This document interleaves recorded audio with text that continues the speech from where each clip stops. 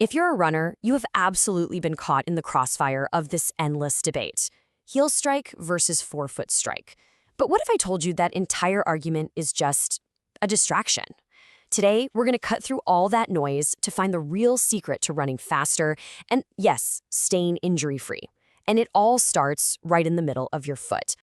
So let's just start with the big question, the one that probably brought you here.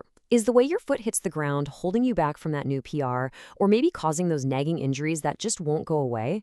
Well, the answer is almost certainly yes, but probably not for the reason you think. The problem isn't how your foot is angled, it's where it's landing. For years, we've been fed this idea that there's one perfect way to run, one perfect foot strike.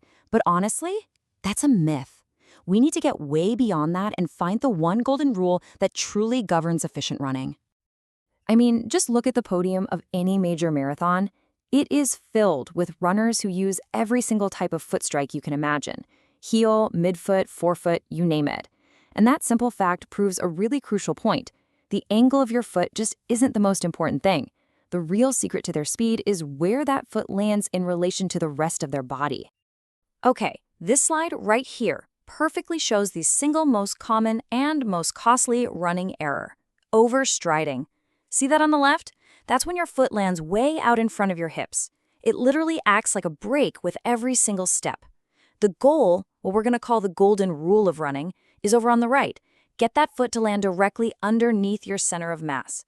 That one change eliminates the braking and just lets you flow forward. So if landing under our hips is the golden rule, how do we actually do it consistently, run after run? Well, this is where the midfoot comes into play. You see, it's not just another landing style. It's the key that unlocks your body's entire power system, your kinetic chain. First things first, let's be super clear on what a midfoot strike actually is. It is not about landing on your arch. It's when the ball of your foot and your heel hit the ground at almost the exact same time, creating this incredibly stable, flat platform. Just think of it as your endurance and efficiency gear, totally different from the braking of a heel strike or the pure sprinting power of a forefoot strike. And that's the whole point. This stable, flat landing isn't just about having a soft impact. Think of it more like a mechanical anchor or a pivot point. It's the solid foundation that allows all the powerful muscles in your hips and your core to actually engage and propel you forward, instead of just trying to stabilize a wobbly foot. So what does this magical platform unlock? 3 huge power sources. First, your posterior oblique sling. That's that amazing crossbody connection from your big back muscle to the opposite glute. Second, it allows for smooth pelvic rotation that literally lets you roll forward. And third, the big one, the stretch shortening cycle, which basically turns your Achilles tendon into a powerful, energy-returning spring. I absolutely love this analogy.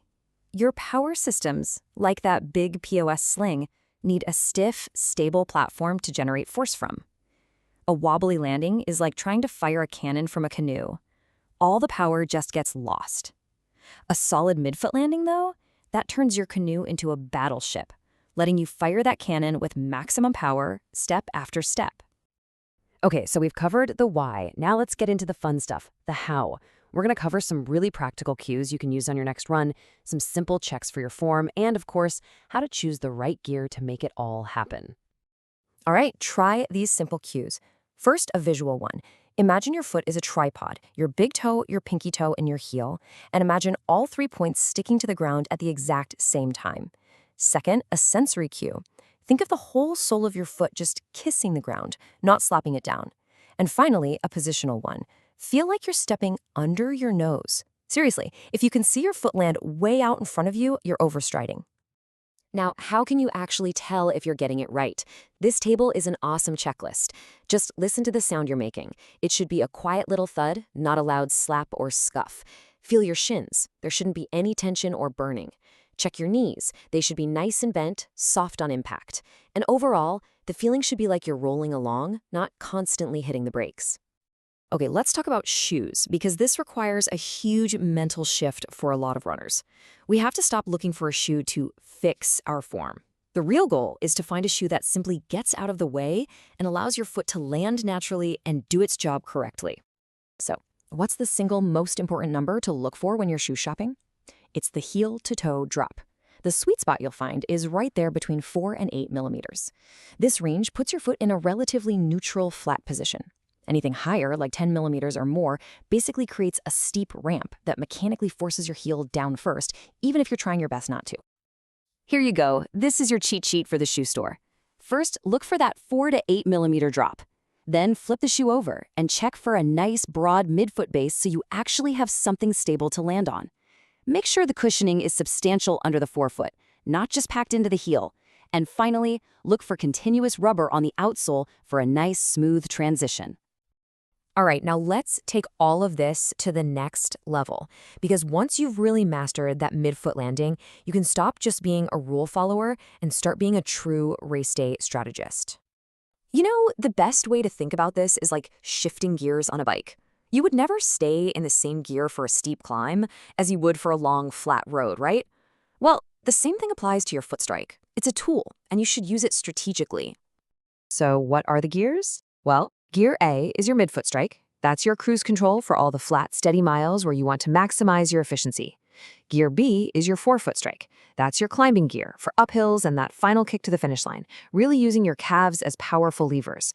And yes, Gear C is your heel strike, a recovery gear you can use on downhills as a natural brake. And that brings us to this brilliant little phrase that just perfectly captures the downhill strategy. When you're running downhill and you intentionally use a gentle heel strike, you're making a strategic trade-off. You're letting your skeletal structure absorb some of that impact to give your firing calf muscles a tiny little rest. You are literally spending bone to save muscle for when you really need it at the finish line. And this table just pulls it all together perfectly. Your forefoot is your turbo button for climbs and sprints. Your midfoot is your cruise control, the one you'll use for the bulk of the race.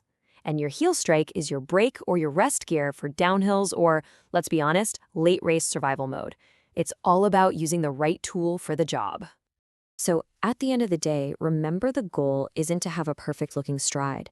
It's to finish faster and stronger. By understanding these principles, you can move from just running to running intelligently. So the only question left is, on your next run, which gear are you going to choose to shift into?